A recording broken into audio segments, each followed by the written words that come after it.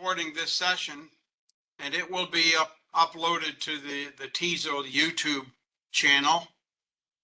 In the email that you received about today's webinar with the link to join the webinar, there's also a link for you to subscribe to the TESOL YouTube channel. So if you do that, you'll be able to go and see all the previous recordings very easily. And you can look at those recordings anytime you want. So the first PowerPoint we're going to look at today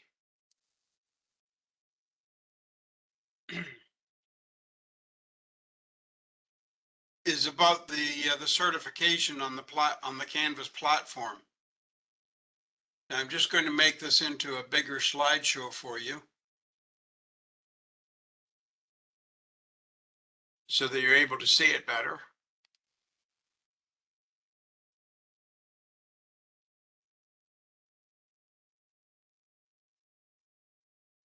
So the first thing I want to mention to you is that whatever personal email address you used when you signed up for the TESOL program, be sure to always use that same email when you submit assignments and when you ask any questions of the TESOL administration staff, because everything is linked to that personal email address that you used when you logged into the program.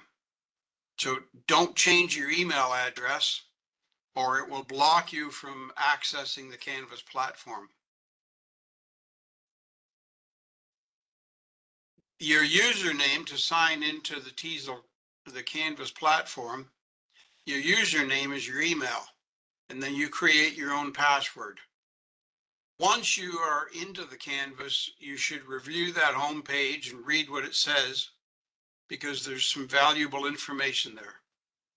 Once you begin the modules, work through them consecutively and do not jump ahead. Complete each quiz to ensure that you have access to the next module on the Canvas platform. You see, the Canvas platform tracks what you complete, and it marks the scores that you get on the quizzes. It keeps track of all that information. And if you don't complete all the quizzes, then the Canvas platform will not allow you to move forward into future modules. So you don't want to get locked out of anything like that. So work through it consecutively, and it should be okay. If you cannot access a module or a quiz, or you have any other questions, please email info@tesolcanada.org. That's the email address for Simon Baker. I'm sure you're familiar with that name. You've probably been emailing back and forth with him already, because he is able to unlock your Canvas platform to give you access to a quiz or a module. I do not have access to that side of the platform, to the administration side of the Canvas platform. So I can't unlock modules for you. So Daniel, when I go, this is Celeste, when I go into Canvas now, I should be seeing the modules on the left-hand side. I don't see them popping up for me yet. Did you sign in with your email address and your password? Yeah, I'm signed in. All I see on the left is profile, dashboard. Maybe I'm not in the right spot. No, you're in the right spot, because those are part of the menu where modules are listed. We'll look at the Canvas platform in just a moment. Okay, thank you. I'll show you mine, but you should send Simon Baker an email right away and tell him that you are not able to access the modules. Okay, thank you. Because he can help you access them. That's not something that I have any control over, okay? Okay. Very good. Thank you for bringing that up. That's a good example of something that you should email Simon Baker about. We're going to take a look at the Canvas website now in just a moment. And that's just the link. This is not an active link, so I can't click on it. But we're going to go to the Canvas platform. Just end the slideshow here. I have to stop sharing the screen so that I can switch to the Canvas platform. Did you get your microphone working, Olga? I'm not sure what is wrong with my headset, so I just used my computer microphone. Can you hear me now? Yes, we can hear you now. That's fine, Olga. Thank you. Oh, great. Thank you so much. I'm sorry about that. No, that's quite all right. Technology can create issues. Yeah, I understand that. So now we're going to look at the Canvas platform.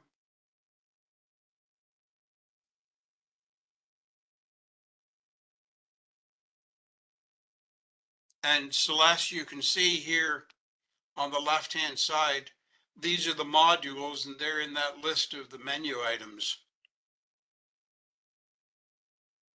Do you have all the other menu items, Celeste? No, all I have is what you have on the left. So account, dashboard.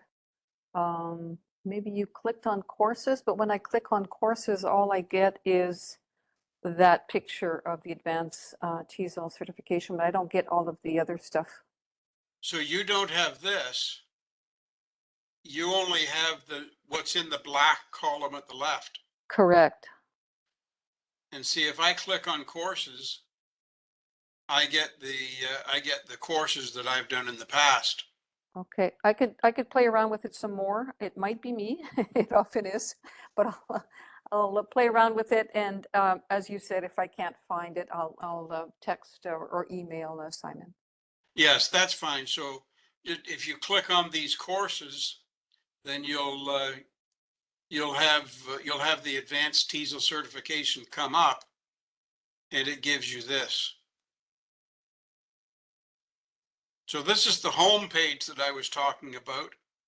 You should read this home page through because it gives a good background of what happened with TESOL during the last couple of years in the pandemic. And then this is where you click on the modules. And under the modules, you get to look at to start off with, you've got the introduction to second language, teaching a second language here. So this is where you need to read all this information and then answer these quizzes. So these are this is one quiz, and it's these quizzes that you need to complete. So the Canvas platform has a record of how you answered these, and it has a record of you completing everything so that it allows you to go on to the next items, the next modules. Okay?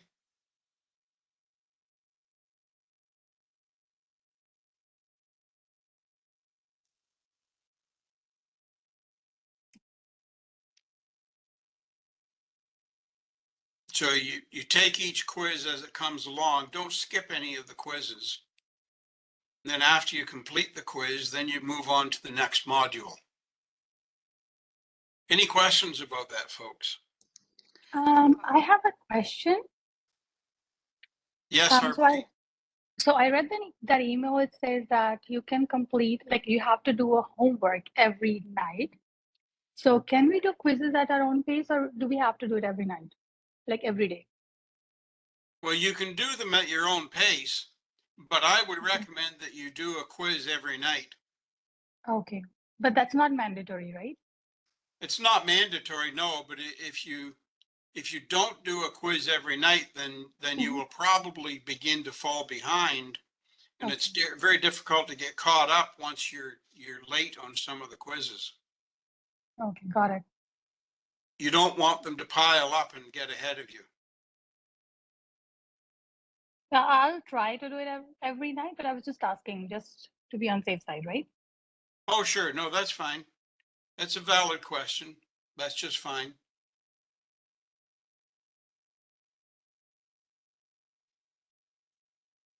So under the modules, and Celeste, this is why it's important for you to send the email to Simon Baker right away to give you access to these modules. because even though I said, make sure you follow each of these through and do all the quizzes, don't skip ahead. There is one item that you need to jump ahead and work on. And that's here under the second language acquisition. This is after grammar unit 4. You've got the second language acquisition. On the second language acquisition page, you'll find the very good video given by Noam Chomsky, a lecture given by Noam Chomsky. It's an excellent video. I listened to it several times when I was studying the course. But down here, this is where your first assignment, the foundation essay, this is where your first assignment is given to you. So you need to have access to the modules so that you can see this first assignment. This is the only place that you have information about the first assignment, the first essay.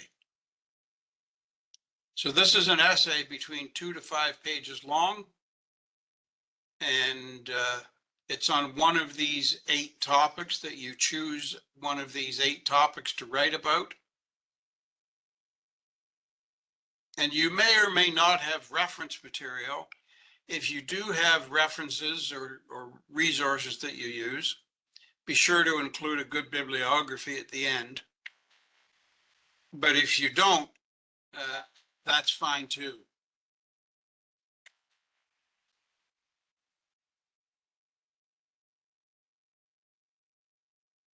Sorry, my phone was ringing there for a moment.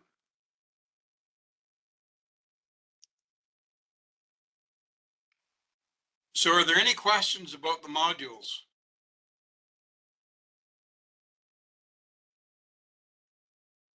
Excuse me, are we going to be given some home task after each session, or how is it going to work? In my understanding, we need to do some quizzes like every day, and are we going to be given that as a task, or is it up to us to figure out which quizzes to do and how many of them to do every day? It's really up to you, Olga, to figure out the pace that you want to work at. So you should read through the modules and you should do a quiz each night. So module 1 and module 2, down here's module 2. Module 1 and module 2 are the modules that you must be prepared to and study for the midterm exam. Here's your midterm exam right here after module 2. So be sure to complete everything in module 1 and module 2 before the midterm exam. You'll be given that date in the next couple of weeks at some point. Thank you.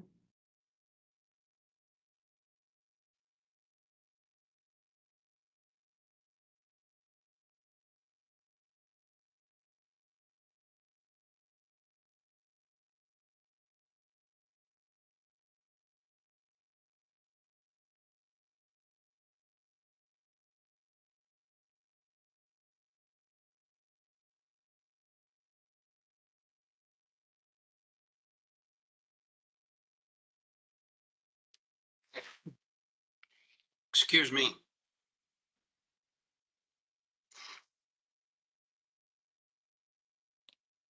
Any questions about the modules? Any questions about the first essay?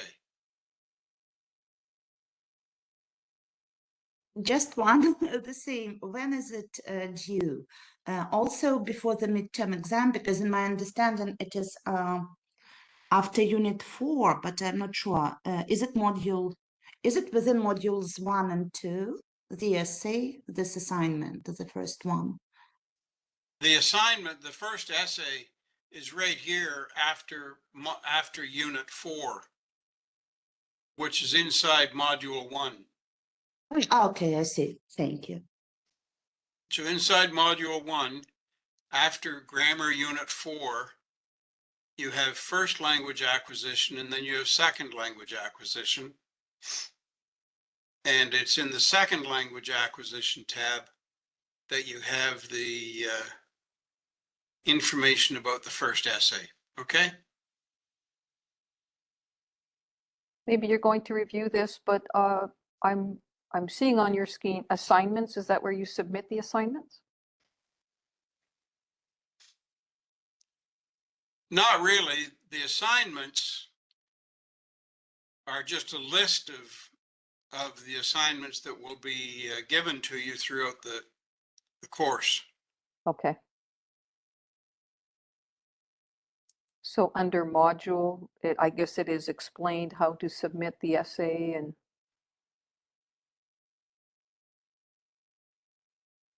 Yeah, we'll look at it again here. Under second language acquisition, where the first essay is listed, it says right here, the assignment must be emailed to info@tesolcanada.org. Okay, perfect. Thank you. And that is how you submit all your assignments. You email them to info@tesolcanada.org. That's the administration email. That's where Simon Baker is. And then once everybody emails him their assignments, then he sends out assignments to different instructors for marking.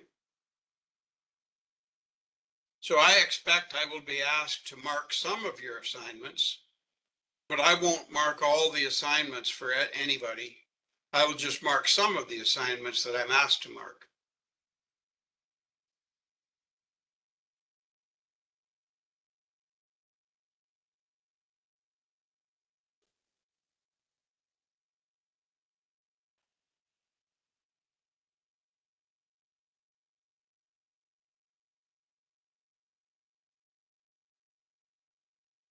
I have one more question. Do we have to follow a particular format for the assignments? Like, does the format make difference to our score?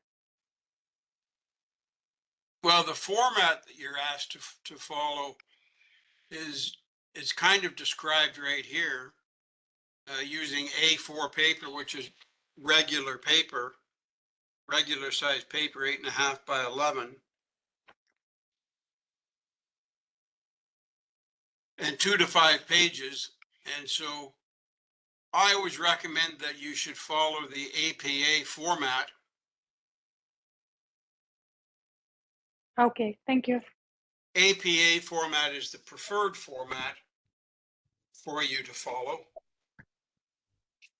Okay. Chicago style is not really preferred at all. APA is better for academic work.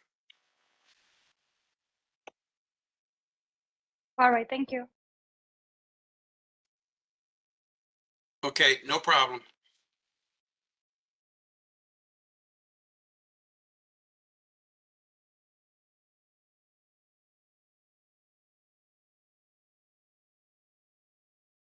All right, so any other questions about the first assignment or the modules or the Canvas platform? Pardon, Malahay? Not really. Your voice is badly broken up. I have trouble understanding what you're saying.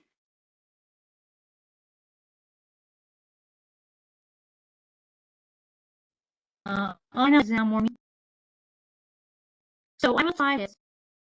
Malahay, turn your video off. That might help to improve your signal. And then after your video is off, try again. You're also signed in twice, Malahay. Are you signed in on 2 different devices?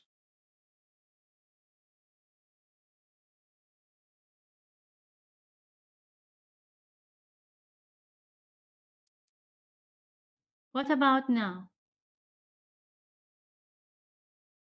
That's a little better. Try asking your question now. Yeah, I want to ask you about the midterm exam and the date of the midterm exam. I don't know the date of the midterm exam, probably 2 or 3 weeks from now. Okay. And I have another question. Do we have general English exam at the end of the course? There is a final board exam at the end of the course, yes. Mm-hmm. It means that there we have grammar, reading, and speaking test? There's no speaking test on the final board exam, but you can see a sample of the final board exam down at the bottom of the module section.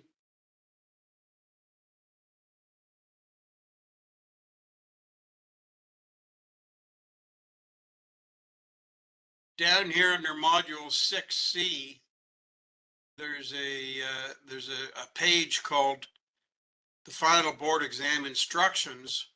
So this describes the final board exam for you and gives you a breakdown of how many marks are applied to what type of topics. So you can have a look at this on your Canvas platform, and then you actually get sample questions of things that could be on the final board exam. Okay?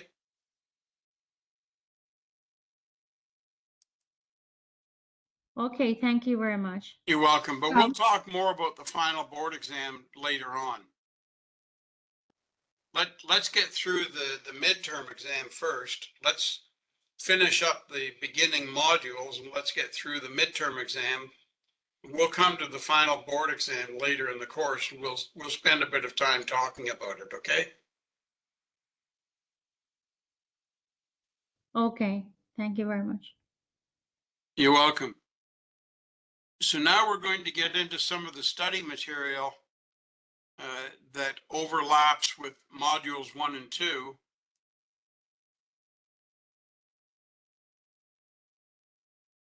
And this is about the 4 language skills. So I'm going to make the slideshow bigger for you so you can see it more clearly. This is talking about receptive and productive skills. So listening is a two-way street. Speech and sound is issued out and the receiver hears what is issued and they process it and create images in their brains. So the speech and sound, initiating sound and speaking categories with tones, intonations, accents, just like piano keys, are issued out and the receiver hears these sounds. We process the sounds and create an image in our brain, and we relate it to a meaning that that image has, just like reacting to music, sad or happy with mood changes.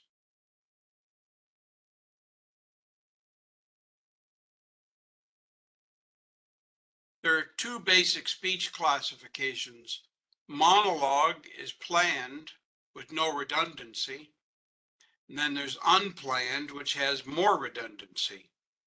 One must process long stretches of speech without an interruption.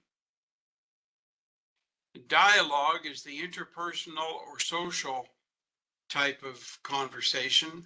There's transactional dialogue, which is factual information. There's unfamiliar, where we add references, and there's familiar with the subject.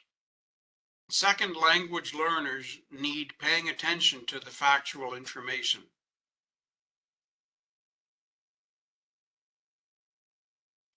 The different kinds of listening performances are these. Reactive is listening to the surface structure of an utterance.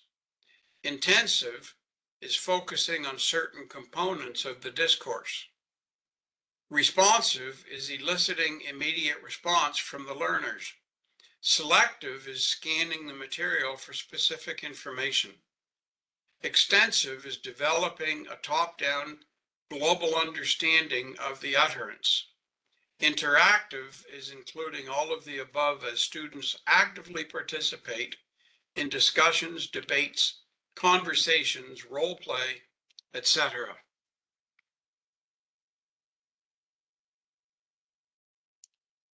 When we're teaching listening comprehension,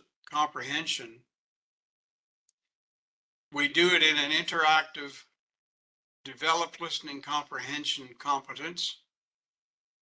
Techniques should be intrinsically motivating, appeal to the listeners. The technique should utilize authentic language and contexts, using real-world tasks. We should carefully consider the form of the listener's responses to assess their comprehension. Encourage the development of listening strategies such as the following: looking for keywords, looking for nonverbal cues to meaning, predicting a speaker's purpose by the context of the spoken discourse, guessing at meanings, seeking clarification, and listening for the general gist.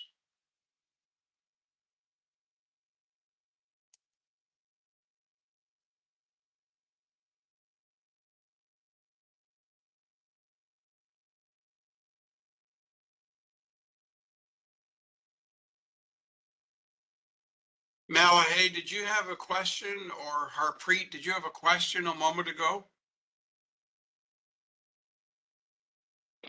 No, I don't have a question, but I want to ask you just about a PowerPoint. Can we have this PowerPoint? The PowerPoints actually belong to TESOL, so I cannot email you the PowerPoint, but you can always review the recording again on the TESOL YouTube channel, and you can see the PowerPoint again there. But all of this Okay, thank you. information is inside the modules anyway. Okay, thank you.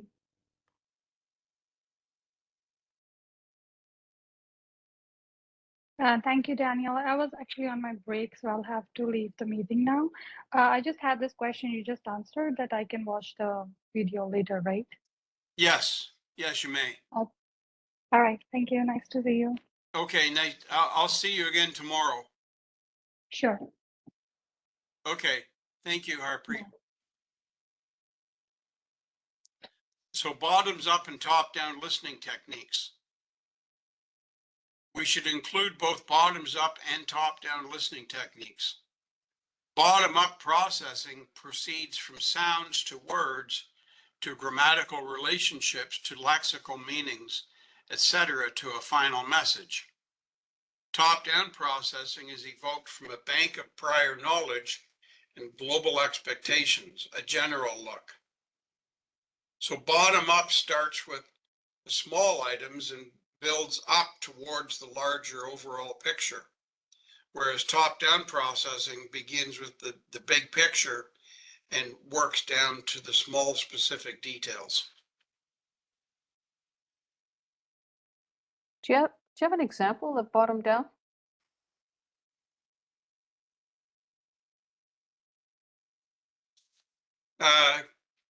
Oftentimes newspaper articles are good examples of bottoms down because the headline might read, "Explosion at oil refinery."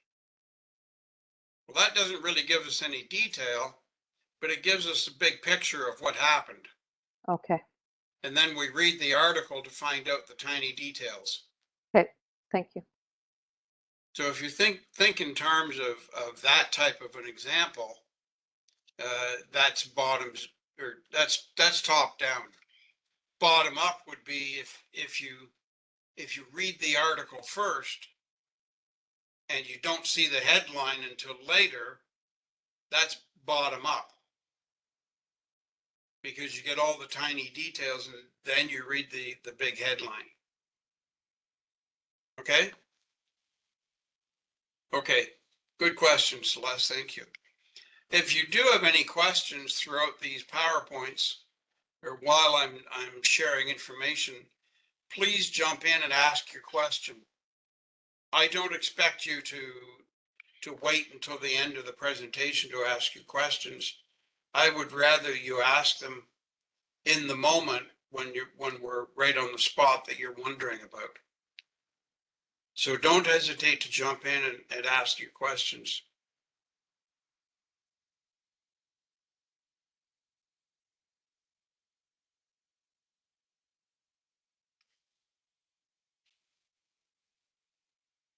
Because all questions are good questions.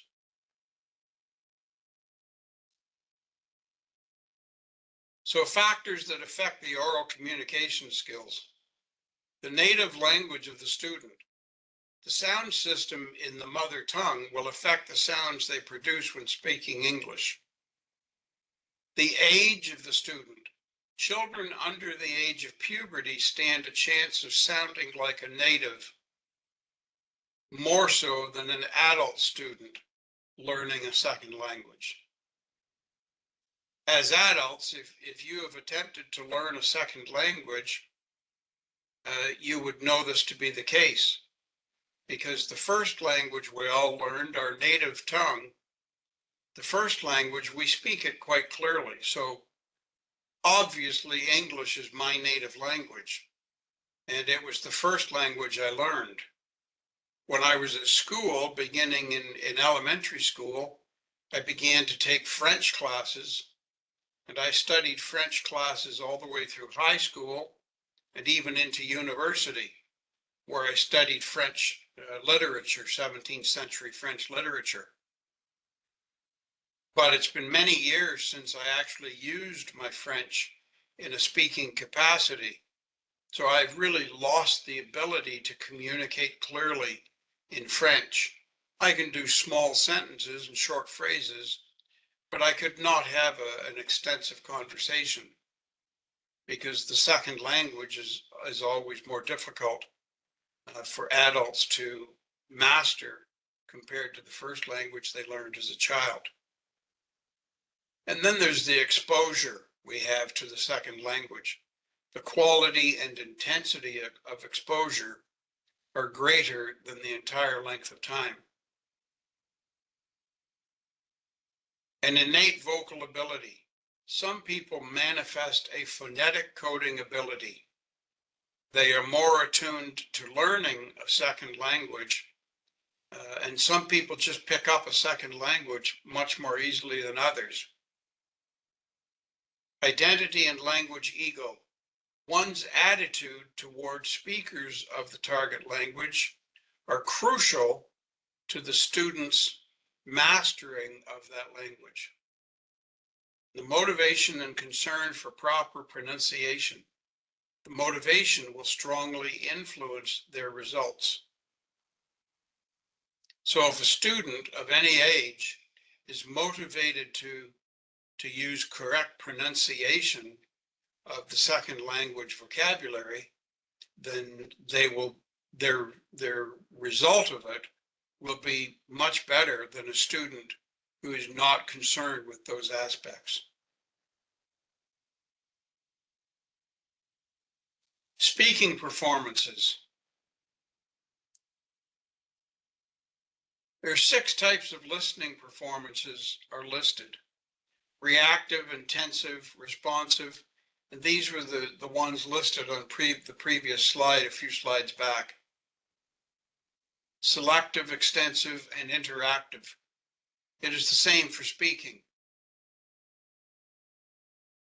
That slide a few slides ago that I was listing them for listening, but it's the same titles for speaking. Imitative.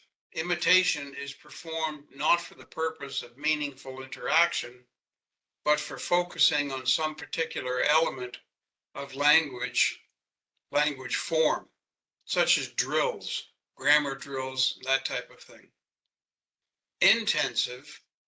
This goes one stop beyond the imitative to include any speaking performance designed to practice some phonological or grammatical aspect of the language. Responsive is short replies, not dialogues. So short answers rather than a dialogue conversation. And then transactional dialogue is exchanging specific information and is an extended form of responsive. Interpersonal dialogue is used for the purpose of maintaining social relationships, which makes sense. Interpersonal is when you're discussing with your friend about some event that you might have attended together, or something that's happening in the neighborhood, something of that type. So it's interpersonal dialogue for social relationships.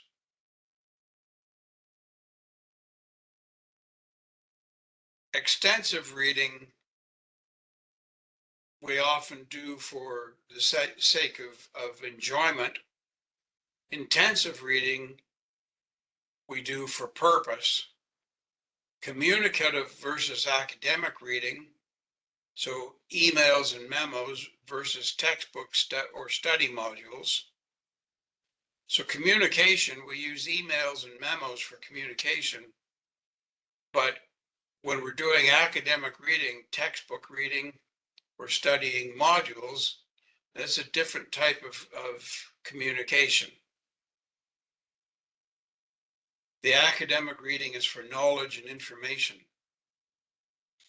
Reading out loud, pronunciation, practicing pronunciation, versus reading silently for meaning. So if you're reading a magazine article or you're reading a novel, you would typically read it silently rather than reading it out loud. But in second language learning, if we have students read out loud, it's an opportunity for them to practice their pronunciation. Academic reading structures are comprised of an introduction, a main point, and a conclusion. That's the basic format of an essay. So in the foundation essay that you'll write, in the introduction part, the introduction paragraph, you would be well advised to copy out the question that you're going to be referring to, and just copy it from the Canvas platform. Copy the instruction for your essay that you're writing. Then you can move on to explaining the main points that you have and filling out your essay, and then providing a conclusion.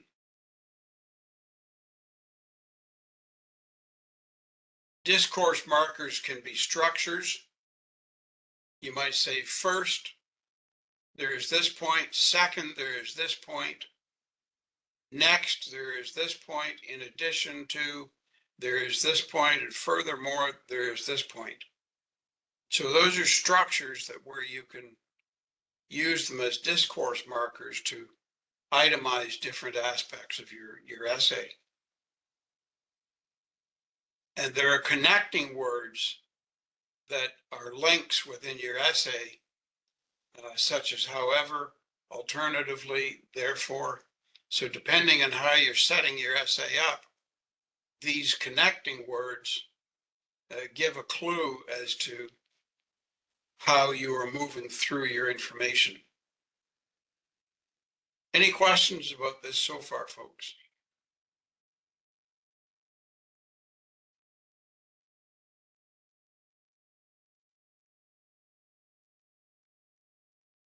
Okay, under reading assessment,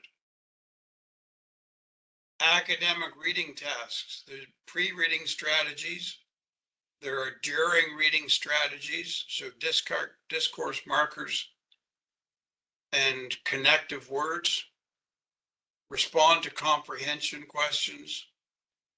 These are similar to IELTS reading tasks.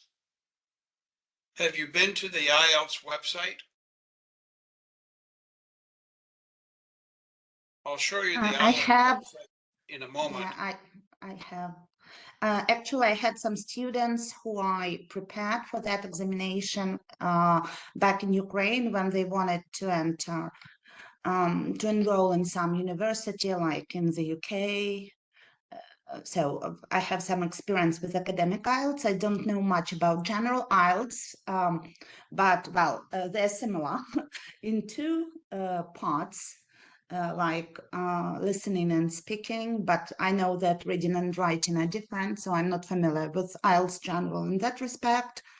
But I've been to their website, so I know what you mean. Thank you. Very good. I'm going to go to the IELTS website right now and just show you what I was talking about.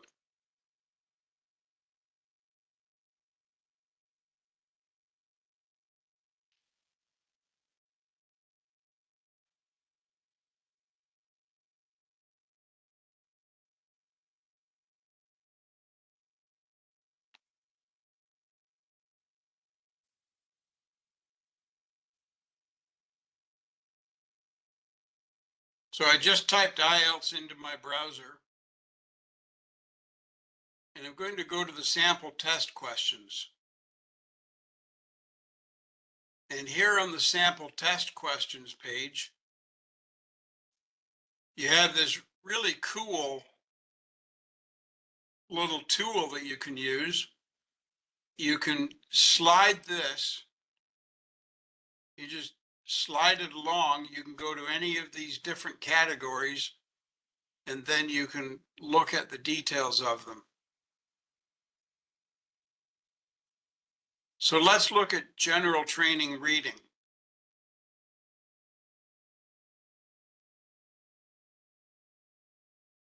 So one sample is a flowchart completion.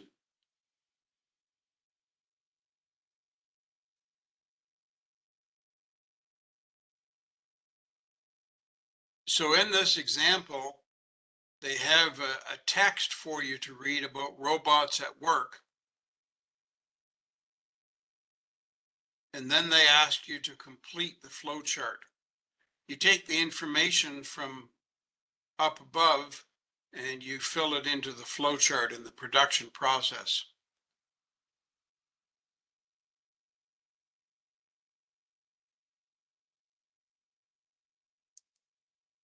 So I would encourage you to go to this IELTS sample website and play around with this and have a look at it. You might even find examples of things that you could use as classroom assignments for your students.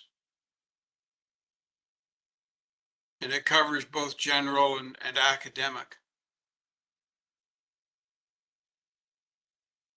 All right, so again, just type IELTS into your web bar, your browser. And it's the IELTS.org website. So you get this IELTS that comes up on your page and just go to the sample test questions. Just go to here, and that's where it brings you to this, okay? So take advantage of these resources that are online for you.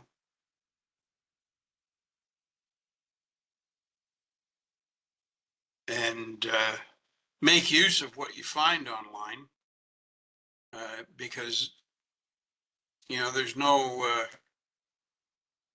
real copyright on some of these things with IELTS. It's so open for public consumption.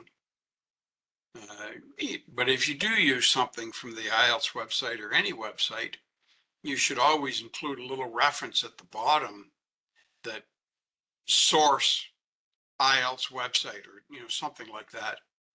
So give some reference to the origin of what you're copying and what you're using.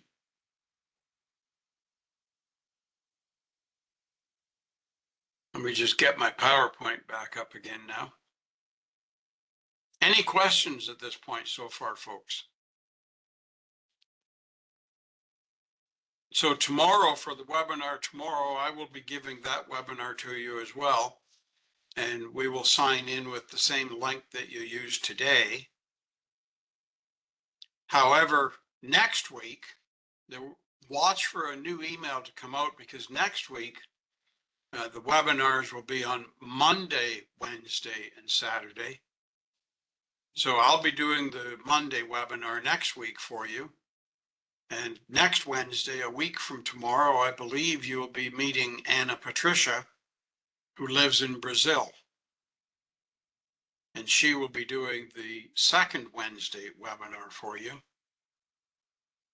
And she'll be talking to you about some aspect of methodologies, continuing on with what we're doing right now today. On Saturdays, the instructor on Saturdays is Elham Masagi. Elham lives in Mississauga, which is near Toronto. I live in Guelph, which is about an hour west of Toronto. So just to give you an idea where we are situated, Anna Patricia, who will meet you in a week's time, she lives in Sao Paulo, Brazil. So she won't be able to do every Wednesday because she's a university professor as well, and her timetable has conflicts with these webinars. So there will be other Wednesdays along the way that I do as well, but I don't know which ones they're going to be right now, other than tomorrow. I'll see you again tomorrow. So I guess you don't really monitor attendance, right? So if I'm unable to attend a webinar live, I can watch the recording. I guess you know I'm doing it because I'm doing the modules and I'm doing the assignments. that's basically correct, Celeste. Dr. Valley has asked me to write down the names of the people who attend the webinars. So we take attendance, but we're not really monitoring attendance. Okay, because I have a conflict tomorrow. I'm going to do the webinar, the recording. So how quickly is the recording available, and do I let you know whether I'm unable to attend live or not? No, you don't need to let me know. That's okay. If you're not able to attend because of some other commitment, that's quite all right, because this is a self-paced, self-study course. The recordings, they are put up on the YouTube channel by the administration at TESOL. So Simon Baker and Dr. Valley, they upload them to the YouTube channel. And they try to get the recordings up there within 24 to 48 hours after the webinar occurred. So they aim for that. All you can do is just keep signing into the YouTube channel and having a look to see if the webinar is up there yet. Okay. Perfect, thank you. And again, the email that you were sent with the link for today's webinar, in that email is the link to the YouTube channel. So you can subscribe to the YouTube channel, and by doing that, you are able to easily get access to those videos. Yes, Olga, you have your hand up. Oh, thank you. Yeah, I have just one question. I wanted to make sure that I got the time of the sessions right, because in the email it was 10:30 Vancouver time, and I can see that the recording has been on for almost 2 hours, and now I'm wondering if I have missed 1 hour of the session. Maybe I got the time wrong. No, I didn't start recording until after 1:30 today. So today's session began at 10:30 Pacific time. Mhm. Okay, good. Thank you. So I started recording at about 10:40 Vancouver time. And tomorrow will be the same. So you're fine.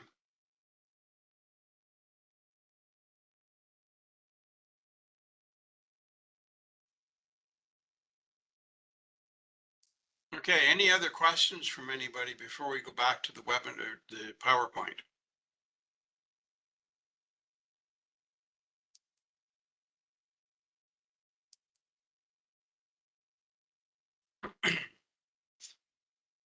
Okay, so that's the IELTS reading that we looked at a moment ago.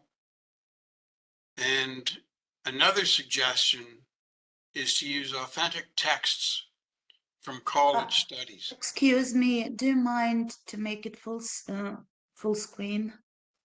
Sure. Thank you. Is that better? Okay. So when we say authentic texts from college studies, we're talking about using college level material, real textbooks and real guides that might be used in a college or university situation. Those are authentic texts.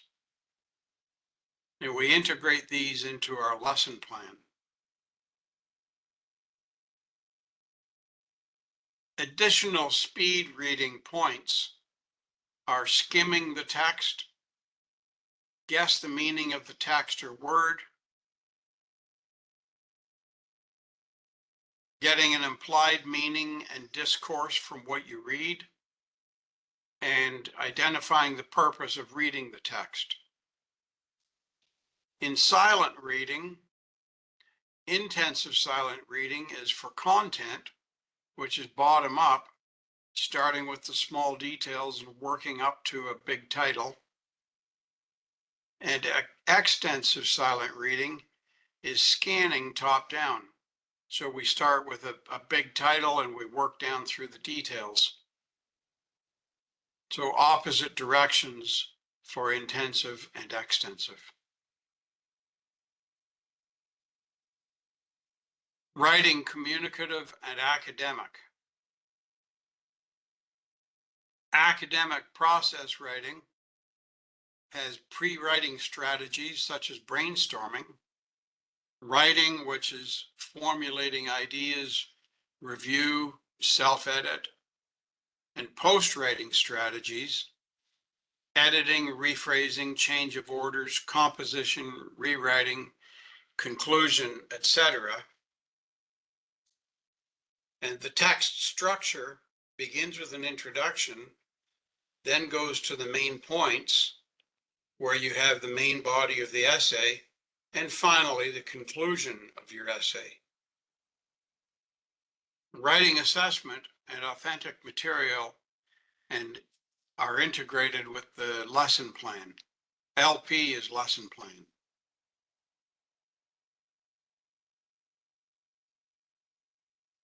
Types of writing: self-writing, display writing, real writing, academic writing, vocational writing, personal writing, intensive and controlled writing, guided and directed. I'm just going to stop there for today. We're almost out of time, but I do want to show you an item, a couple of items on the Canvas platform. Let me just get to the Canvas platform here.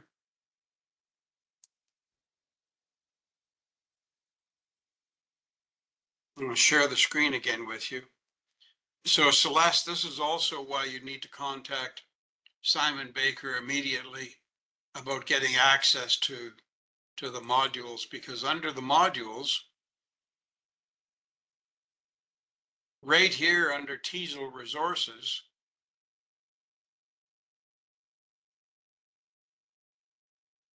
there is a TESOL manual and a TESOL Canada handbook. Now the TESOL Canada handbook, it has not been here for a few months. It's being updated at the present time. It'll be back soon.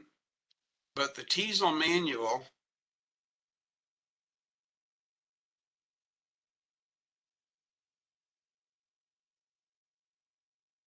you should download this TESOL manual, because in this TESOL manual, it has a good table of contents with many different items.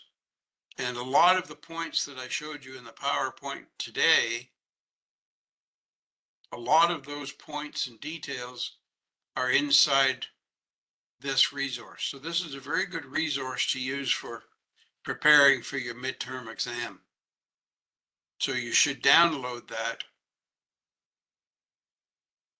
out of the module section again. It is here under TESOL resources. It's just before module 1. Under TESOL resources, you can download the TESOL manual. Download it with that little arrow right there. Okay, so you should go to the Canvas website and download this concepts and skills in TESOL manual.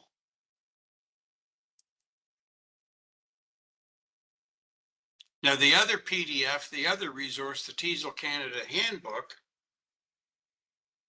if you would like me to send you a slightly older copy of that from 2017, I can email that PDF to you. Oh, I would like that. Thank you. That's fine. So, If you want to receive that, I'm putting my email address in the chat box right now. Just have to make sure I spelled my name correctly. I think I did. So that's my email address. Sometimes I have trouble spelling my name correctly if I'm talking at the same time. So, same with me. but that's my email address I put in the chat box. So if you want that TESOL Canada handbook, then send me an email and ask me to please send you the TESOL Canada handbook.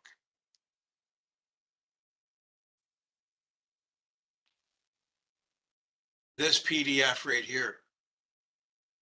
Even though it's not the updated version, it is from just a few years ago, and it will be very satisfactory to use as a guide for reference as well, preparing for exams and working on assignments. So the TESOL manual and the TESOL Canada handbook, I found those to be the two best resources in this list. Now, many of these other resources are very good resources as well. So certainly have a look at things and use whatever you want to use. But if you want that TESOL Canada handbook from a few years ago, just send me an email and ask me to send it to you, and I will email it to you. Okay? Thank you so much. Can I ask a question?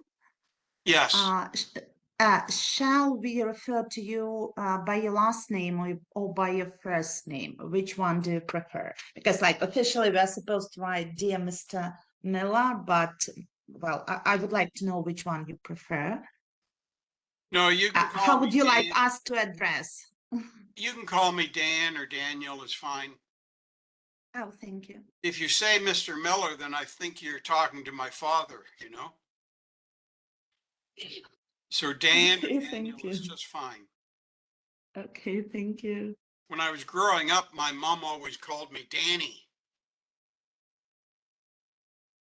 So that was my name as a kid. My brothers and sisters still call me Danny, even though I'm definitely not a kid now. I just had a birthday a few weeks ago. I turned 71. I'm sure there's a kid in there somewhere. No way. Oh, Celeste, I also had... definitely a kid in here. Yes. And before we continue that conversation, I'm going to stop the recording. Okay.